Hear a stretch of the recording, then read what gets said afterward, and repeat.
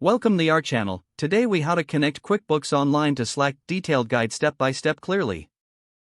Open your web browser and navigate to the QuickBooks Online website. Log into your QuickBooks Online account using your credentials. Once logged in, access the Apps section from the left sidebar. In the Apps section, click on the Find Apps tab. Type Slack into the search bar at the top of the page. Press Enter to display the search results.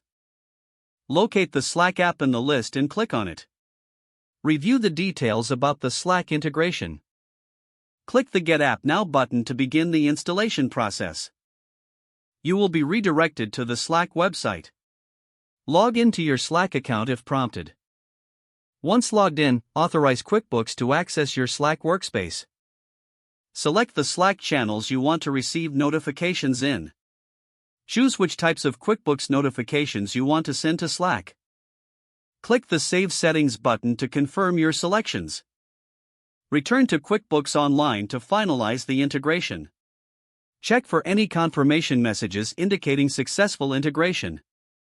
Now, go to a Slack channel to test your QuickBooks notifications. Create a transaction in QuickBooks that matches your notification settings. Monitor Slack for the corresponding update to ensure everything is working. Congratulations, you have successfully connected QuickBooks Online to Slack. If the page does not load, refresh the browser or try again in a private or incognito window. Make sure you are using the correct email address, then retype it carefully to avoid small typos.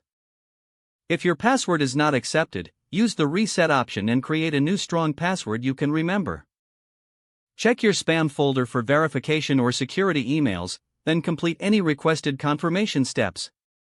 Enable two-factor authentication if available to improve account security and reduce unauthorized access risk. After signing in, review your profile details so your contact information and settings are accurate and current. If you see an error message, note it down and try again after restarting your device and internet connection. Don't forget to like this video and subscribe to our channel for more step-by-step tech guides.